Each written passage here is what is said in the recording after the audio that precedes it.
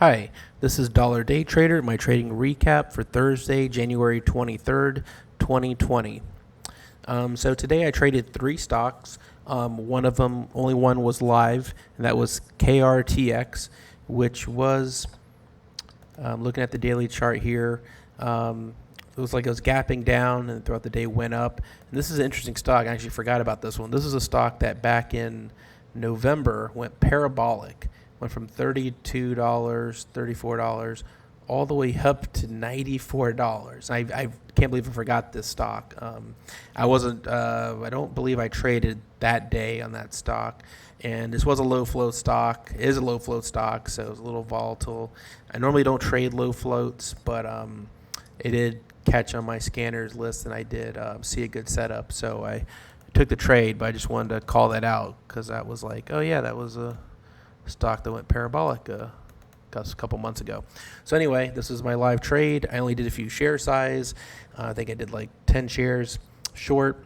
So it actually was pretty good good trade for the amount of shares I got. So here, open broke down, decent volume here, and the open minute just kind of broke down from 96.73 to 94.65.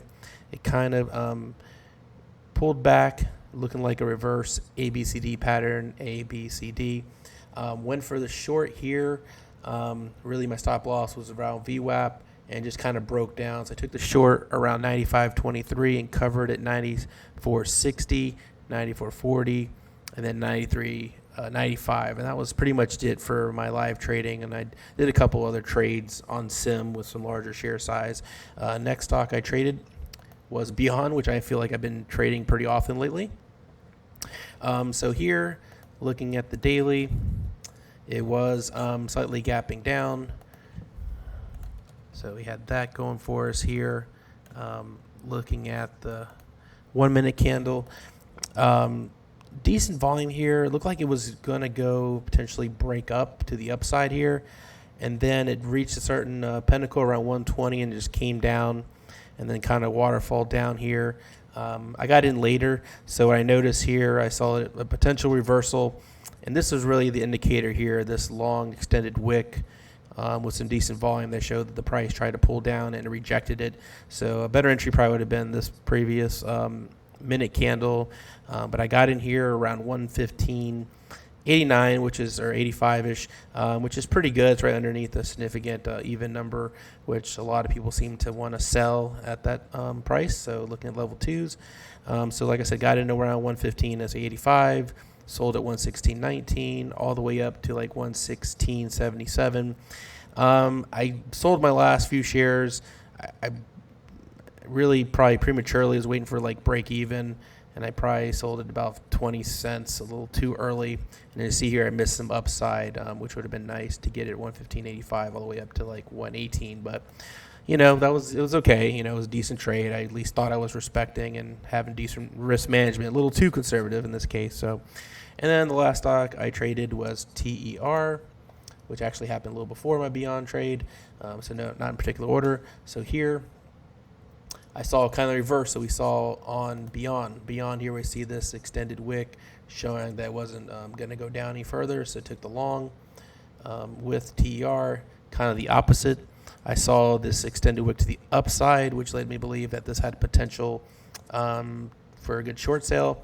So I did get in. Unfortunately, I didn't get in probably in a great position to short. Better would have been right here, the next candle from this stretched out wick.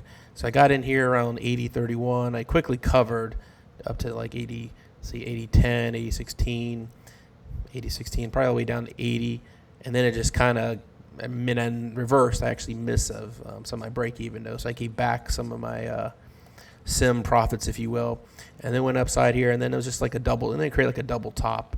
So that was another indication. If I was in the trade, I probably would take another short. As you can see here, it kind of broke down all the way out down here. It looks past 10 to like 70, close to $78. So anyway, three trades, one live, two sim. Overall, I'm okay. I can live with today's trading. I thought it was decent setups, except here probably a little late shorting it in really tight space. My profit target was around VWAP, and if it broke down, great.